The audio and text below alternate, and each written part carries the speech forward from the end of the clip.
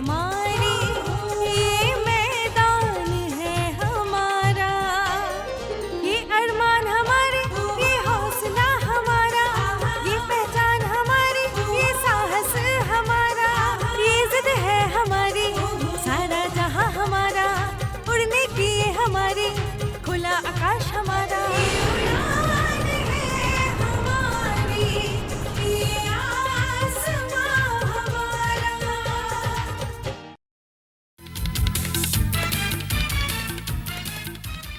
पर्यावरण उन सभी भौतिक, रासायनिक एवं जैविक कारकों की समष्टिगत एक इकाई है जो किसी भी जीवधारी अथवा आबादी को प्रभावित करते हैं। पर्यावरण वह है जो कि प्रत्येक जीव के साथ जुड़ा हुआ है और हमारे चारों तरफ वह हमेशा व्याप्त होता है। पर्यावरण वह है जो आज की पीढ़ी अपने आने वाली पीढ़ी के लिए उपहार स्वरूप छोड़कर जाएगी। अब हमें यह विचार करना है कि आगे आने वाली पीढ़ी के लिए हम एक स्वच्छ वातावरण उन्हें उपहार स्वरूप देना चाहते हैं या फिर एक दूषित वातावरण। पर्यावरण सुरक्षा की आयाम है।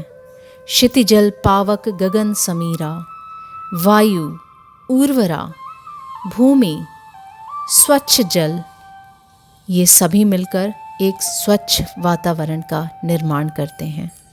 अब हमारी भूमिका इसे स्वच्छ एवं पावक रखने की है। ज़रूरी नहीं कि हम कुछ बड़ा करने की ही ठानें, हमारे छोटे प्रयास भी इस दिशा में बड़े कदम साबित हो सकते हैं। वृक्षारोपण एवं हरियाली के लिए यह ज़रूरी नहीं कि हमारे पास लंबी चौड़ी ज़मीन हो। यह कार्य हम छोटे स्तर पर भी कर सकते हैं। ज़रूरत है हम संसाधन की कमी का रोना ना रोएं, बल्कि प्राप्त संसाधनों का इस्तेमाल कर पर्यावरण संरक्षण में अपनी महती भूमिका याद करें। और यही साबित किया है हमारे पटना शहर की आहार विशेषज्ञ डॉक्टर विद्या ने, जिन्होंने अपने घर की छत पर एक हरा भरा बगीचा तैयार किया है। डॉक्टर विद्या ने तो अपने घर की छत पर सिर्फ बगीचा ही तैयार नहीं किया है, उन्होंने तो पूरी बगिया का निर्माण ही कर डाला है।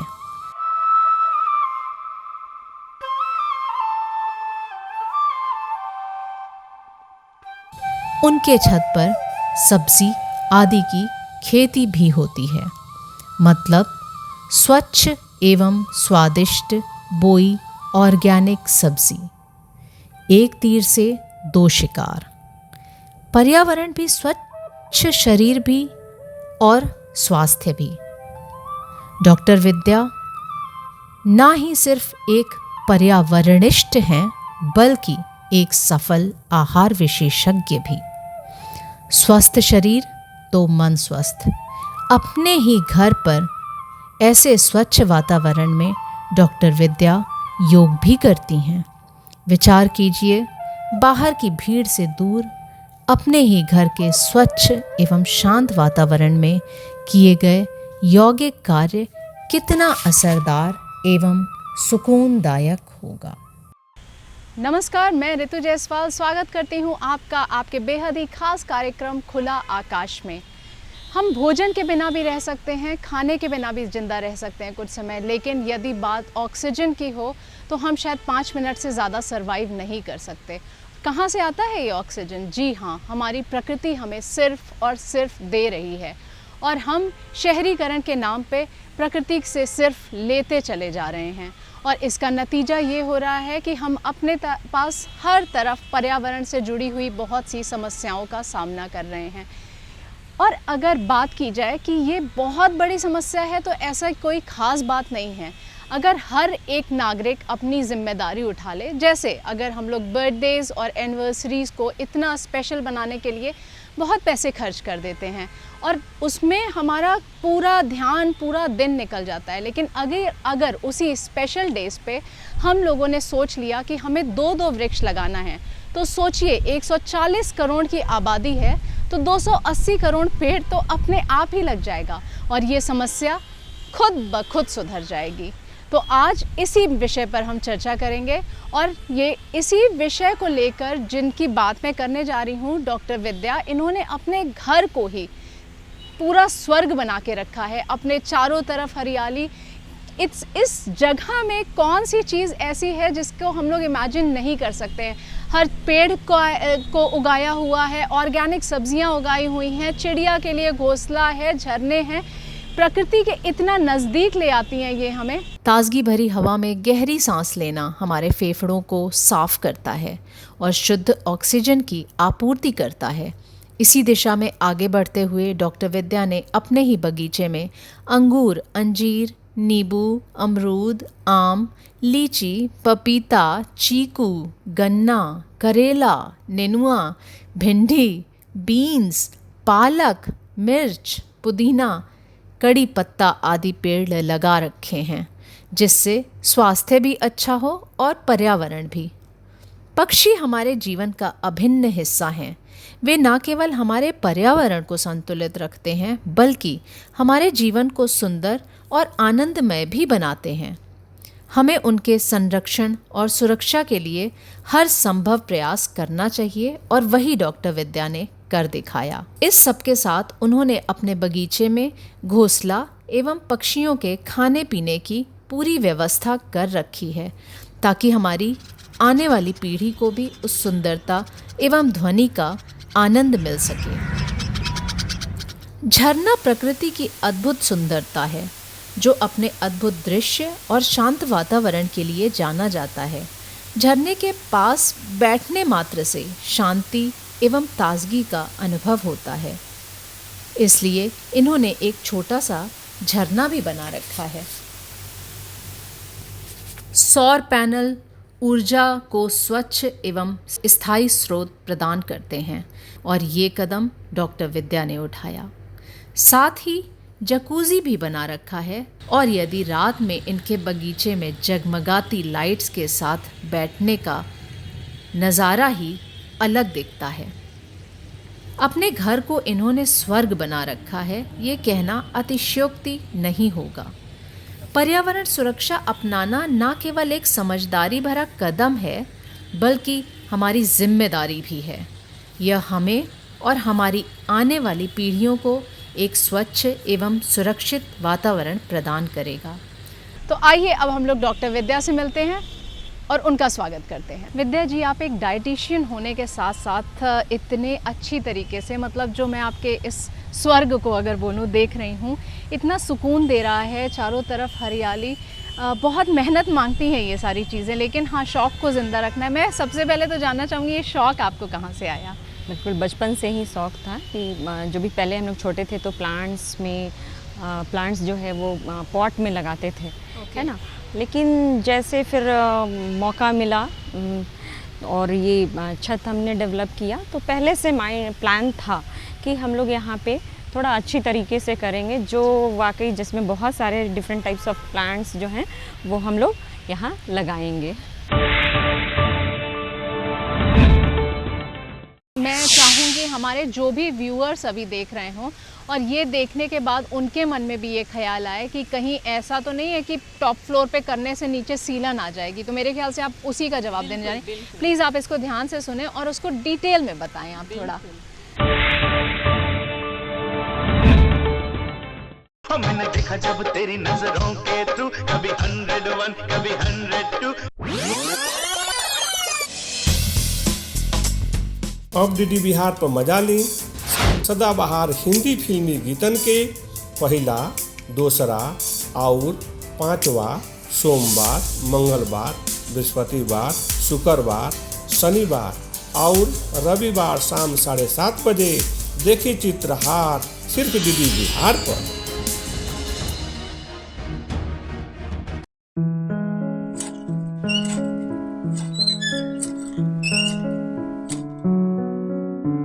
हमरा जमाना के तो बात ही कुछ और रहे। हमरा जमाना के गाना माने खारा सोना। हमरा संग देखी हमरा जमाना के हिंदी फिल्मी गीत ओल्ड इज गोल्ड में सप्ताह में 7 दिन सुबह 7:45 बजे केवल डीडी बिहार पर।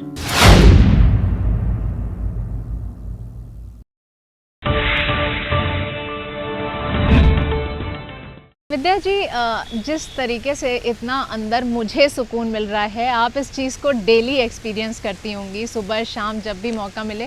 कहीं बाहर हिल्स पे जाने की ज़रूरत भी नहीं पड़ती है, मुझे तो लगता है, जैसा आपने एटमॉस्फेयर बना के रखा हुआ है। तो कैसे इसको कर पाती हैं आप, और किस तरीके से आपका मतलब इसको लगाया आपने? और बहुत सी प्रॉब्लम्स भी आती होंगी डेफिनेटली, तो कैसे चलता है? तो जब प्लान किया हमने कि हमें एक गार्डन लगाना है, टेरेस गार्डन बनाना है, तो इसको प्रॉपर तरीके से हमने प्लानिंग की। तो इसके लिए हम लोग गार्डनर को भी बुलाए और हम लोग बात की, और इसमें सबसे पहले हम लोग इसमें वाटर प्रूफिंग किए। वाटर प्रूफिंग करने के बाद ड्रेन सेल होता है, वो प्लास्टिक का ही होता है, हार्ड प्लास्टिक, तो वो ड्रेन सेल को बिछाया गया। बल्कि मतलब मैं चाहूँगी हमारे जो भी व्यूअर्स अभी देख रहे हों, और ये देखने के बाद उनके मन में भी ये ख्याल आए कि कहीं ऐसा तो नहीं है कि टॉप फ्लोर पे करने से नीचे सीलन आ जाएगी। तो मेरे ख्याल से आप उसी का जवाब देने जा रहे हैं। प्लीज़ आप इसको ध्यान से सुने और उसको डिटेल में बताएं आप थोड़ा। तो वो ड्रेन सेल डालने के बाद इसके ऊपर जियो टेक्सटाइल कपड़ा आता है, बहुत सस्ता कपड़ा होता है, और उसको डाला गया। देन इसके ऊपर फिर हम लोग सॉइल डाले। तो सॉइल में हम लोग जितने जो ऑर्गेनिक खाद, गोबर का खाद है, बोन मील है, वर्मी कंपोस्ट है, सॉइल नॉर्मल जो सॉइल मिट्टी होती है, उसमें हम लोग मिक्स करके इसमें पूरा स्प्रेड किए। स्प्रेड करने के बाद फिर वो डिज़ाइन के अकॉर्डिंग कहाँ पे आपको कौन सा प्लांट लगाना है, कैसे उसकी क्यारी बनानी है, ग्रास लगाना था हमें, क्योंकि ग्रास एक बहुत ही नेचुरल और इको फ्रेंडली लुक देता है। तो उसमें हम लोग ग्रास को फिर लगाए, और बहुत फटाफट लग जाता है, उसमें ज़्यादा देर नहीं लगता। 1 वीक में वो बिल्कुल सेट हो जाता है, और उसको वाटरिंग करते रहिए, वो सेट हो जाता है और ग्रास बिल्कुल लग जाता है। फिर जो बगल जो क्यारी आप देख रहे हैं साइड में जो है, तो उसमें हम लोग कुछ वेजिटेबल, क्योंकि मन था कि भाई वेजिटेबल्स भी होना चाहिए, कुछ तो ऐसा वेजिटेबल होना चाहिए जो हमें ऐसा मिले जो काफ़ी शुद्ध हो, जिसमें कोई जो केमिकल फ्री हो। एग्जैक्टली, क्योंकि आप खुद एक डॉक्टर, मतलब एज अ डाइटिशियन वो चीज़ें देखती हैं। आपने जैसे बताया कि आप लोग अक्सर इलेक्ट्रिक को ज़्यादा वेस्ट ना हो, इलेक्ट्रिसिटी वेस्ट ना हो, उसके लिए भी बहुत सी चीज़ें करती हूँ। मैं चाहूँगी वो भी जो भी हमारे दर्शक देख रहे हैं आज, उनको पता लगे कि क्या क्या किया जा सकता है। और देखिए, बहुत छोटा सा स्टेप्स है, लेकिन बहुत इम्पॉर्टेंट है। तो मैं सबसे छोटे वाले स्टेप से शुरू करती हूँ कि आप जो अननेसेसरी फ़ैन चल रहा हो या लाइट जल रही हो, तो उसको आप बंद करके रखें। दूसरा है कि अगर इलेक्ट्रिसिटी सेव करना है, तो गवर्नमेंट भी ने भी सब्सिडी वगैरह दे रखा है, तो सोलर सेल का यूज़ करें। सोलर पैनल आप अपने टेरेस पे लगवा लीजिए, या कहीं भी आपके पास आपने भी, मैं बीच में काट रही हूँ क्योंकि सोलर पैनल की बात आपने की, लेकिन इसको हम लोग जारी रखेंगे अभी। आपने खुद भी सोलर करवाया हुआ है, तो क्या वो बहुत एक्सपेंसिव होता है? देखिए, जिस हिसाब से हम लोग बिल भर रहे हैं उस हिसाब से तो एक्सपेंसिव नहीं है। गवर्नमेंट भी सब्सिडी दे रही है, सब्सिडाइज रेट पे आपका हो रहा है। और दूसरा कि हम पोल्यूशन से बच रहे हैं जी, क्योंकि ये जो इलेक्ट्रिसिटी है, फिर अगर हम ये नेचुरल सोर्सेज से ले रहे हैं तो वो ज़्यादा हमारे लिए बेटर है। तो ये बहुत इम्पॉर्टेंट है कि हम सोलर सेल की तरफ बढ़ें, उसको लगाएं और इलेक्ट्रिसिटी को भी सेव करके चलें। जी जी जी। तो अगर हम लोग कंपेयर करके देखें, क्योंकि गर्मी ऐसा नहीं है कि एकदम से अभी बढ़ी है, गर्मी तो बहुत टाइम से पहले भी होती थी, लेकिन आज जैसे मैं यहाँ पे फील कर पा रही हूँ कि कोई एसी नहीं है, फ़ैन नहीं है, लेकिन हम लोगों को सुकून मिल रहा है। तो ऐसा क्या डे टू डे लाइफ में हम लोगों को चेंजेस लाना चाहिए या क्या करना चाहिए जिससे हम लोग प्रकृति के लिए कुछ कर पाएँ, पर्यावरण बचाने के लिए कुछ कर पाएँ? बिल्कुल, बहुत ही अच्छा सवाल है आपका। और इसको सेव करने के लिए ये कोशिश करना चाहिए। एक तो हम लोग नेचर के करीब भी होंगे कि इवनिंग टाइम है, अगर आप घर में, कई बार होता है कि एसी ऑन है और आप इवनिंग से रात तक वो एसी चल रहा होता है, पूरा रात चलता रहता है। तो अगर आपके पास टेरेस है या ओपन स्पेस है तो आप वहाँ बाहर निकलिए। शाम, गर्मी के भी मौसम में शाम 7 बजे के बाद ठंडी हवा चलने लगती है। ऐसा नहीं है कि उस टाइम पे लू होता है, ठंडी हवा चलने लगती है। तो आप वैसे जगह पे आए, एसी को ऑफ रखें और रात में हम लोग तो जो सेव करने के लिए करते हैं, क्योंकि हमारे पास गार्डन है और हम लोग उसमें आराम से जो एक स्लीपिंग टेंट लाइक चीज़ हमने परचेज़ किया है, और हम लोग आराम से घर के अंदर की एसी को बंद कर देते हैं और छत पे हम लोग सोने आ जाते हैं। तो इससे काफ़ी बिजली का बचत होता है। बहुत दूसरा नेचर के बहुत करीब हो जाते हैं, क्योंकि अक्सर ये भी देखा जाता है कि हॉस्पिटल वगैरह में भी ना हरे पर्दे लगा दिए जाते हैं, क्योंकि वो आंखों को आप देखिए, कभी भी ग्लासेस अगर ग्रीन पहन के देखो तो वो कितना अच्छा दिखता है। तो आपने बहुत सारी चीज़ें अडेप्ट की हुई हैं। एक मेरा बहुत अहम चीज़ है कि जो कई प्रकार के प्रदूषण आ रहे हैं और उसकी वजह से ग्लोबल वार्मिंग को आप कैसे देखती हैं? ग्लोबल वार्मिंग का कैसे वो इफ़ेक्ट आया है? जो भी पोल्यूशन है, प्रदूषण जिसको हम लोग एयर पोल्यूशन है, लैंड पोल्यूशन है, वाटर पोल्यूशन है, तो ये जो भी पोल्यूशन हो रहा है इसके वजह से अल्टीमेटली कहीं ना कहीं ग्रीन हाउस गैसेस जो है बहुत ज़्यादा बढ़ती जा रही हैं, जिसके वजह से ग्लोबल वार्मिंग हो रहा है। और आप देखेंगे पहले भी गर्मी होती थी पर इतनी नहीं, अब 1 डिग्री सेल्सियस टेम्परेचर बढ़ चुका है और उसी में इतना ज़्यादा परेशानी हो रखा है कि सब लोग बहुत परेशान हैं, बहुत ज़्यादा इससे परेशान है। तो ये ग्लोबल वार्मिंग जब होगा, क्लाइमेट चेंज होगा, तो इसके वजह से आपको बहुत सारी कठिनाइयों का सामना करना पड़ेगा। और आने वाले समय में आप देखेंगे कि जो लैंड है हमारा वो बंजर हो जाएगा, पेड़ पौधे मर जाएंगे, जानवर जो बायोडाइवर्सिटी है, पेड़ पौधे जीव जंतु जो भी चीज़ें हैं उस टेम्परेचर को वो टॉलरेट नहीं कर पाएंगे, वो डिस्ट्रॉय हो जाएंगे। तो हमारी बायोडाइवर्सिटी भी कहीं ना कहीं खतरे में आ जाएगी। और जब आपके पास जो लैंड सही नहीं बचेगा, उसमें फर्टिलिटी नहीं रहेगी, अनाज नहीं होगा, पानी का होल्ड करने का कैपेसिटी उसमें कम होगा, अंडरग्राउंड वाटर नीचे मतलब जो है वो धीरे धीरे लेवल जो है वो कम होता जा रहा है। तो अगर इसी तरीके से ये चलता रहा 10, 20, 30 साल में धीरे धीरे कई जगह भी सुनने को आ गया है कि अंडरग्राउंड वाटर बहुत नीचे चला गया है, पानी नहीं है, 2-2, 3-3 बार बोरिंग करा रहे हैं लोग शिफ्ट कर करके। तो क्या होगा, फाइनली आपको फूड वाटर नहीं मिलेगा, आपको जो शुद्ध वायु है वो नहीं मिलेगा, तो आपकी लाइफ तो खतरे में है।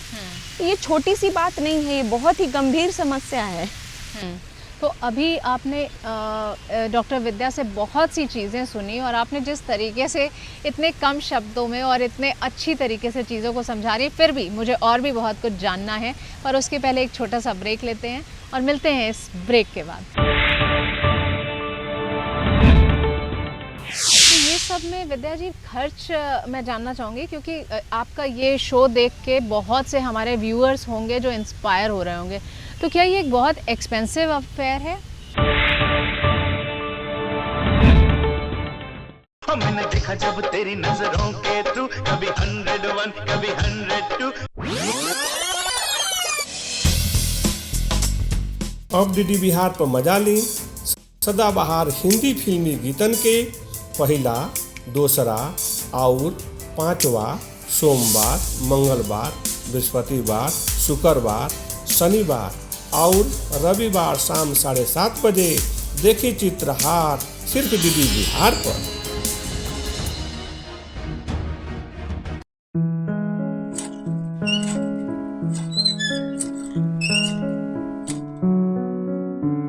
हमरा जमाना के तो बात ही कुछ और रहे।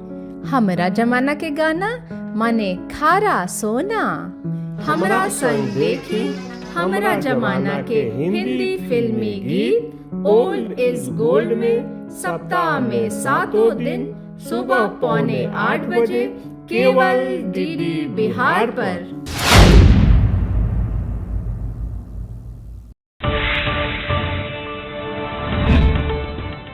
तो स्वागत है आपका एक बार फिर से आपके बेहद ही खास कार्यक्रम खुला आकाश में।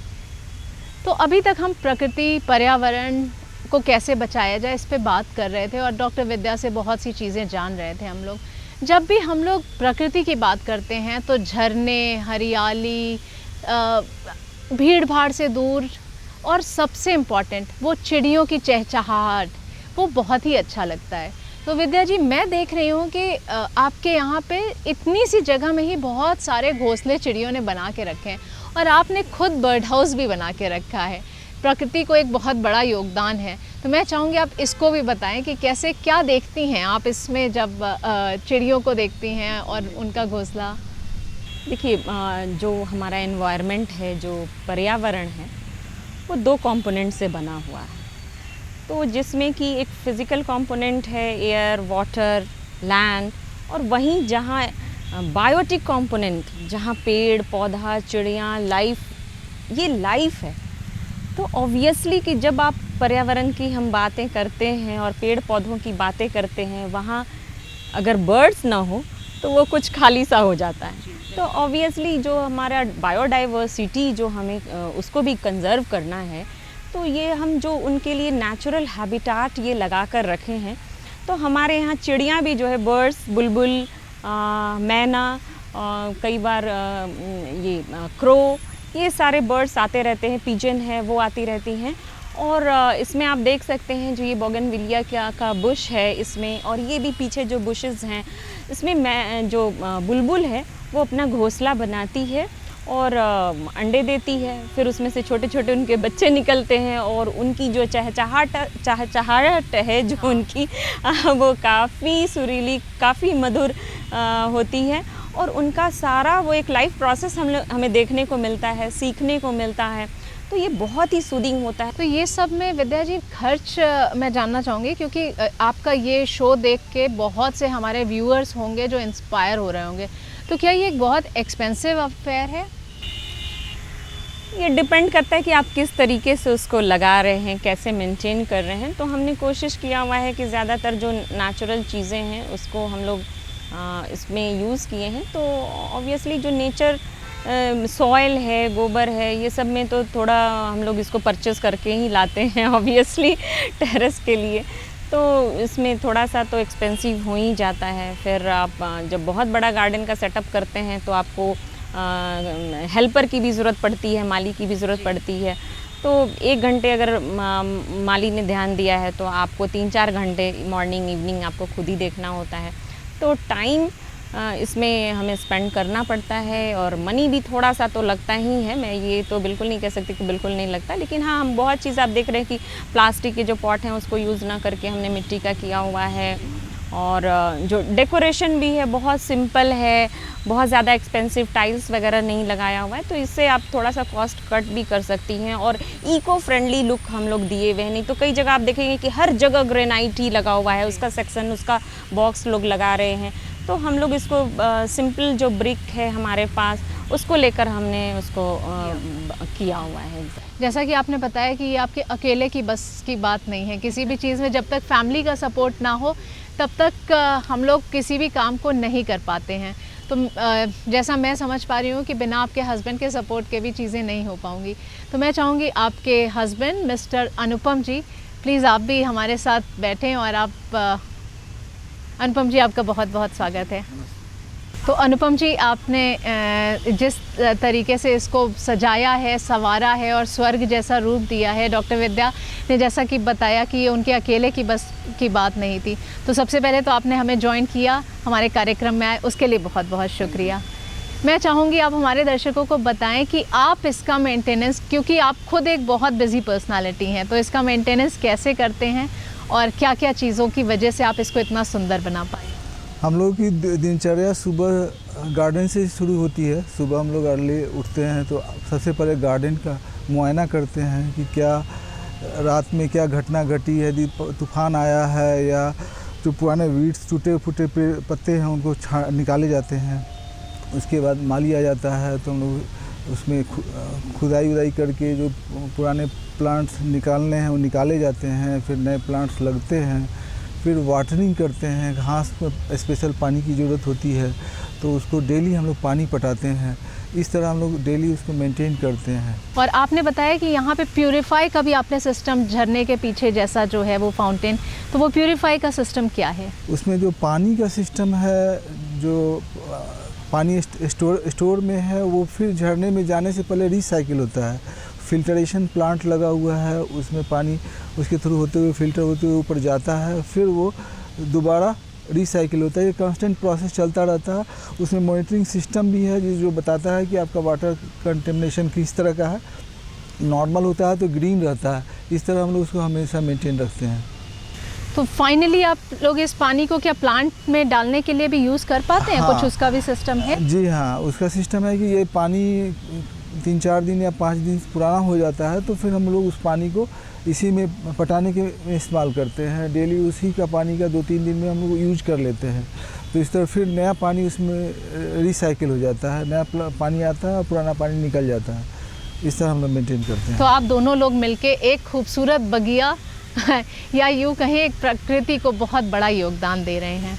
तो चलते चलते बस मैं इतना कहना चाहूँगी कि अगर आपको अपनी आने वाली पीढ़ी को कुछ देना है तो आप स्वच्छ सुरक्षित पर्यावरण ही दे सकते हैं, क्योंकि वही उनके लिए सबसे आवश्यक है, सबसे ज़रूरी है, एक सुरक्षित एनवायरनमेंट।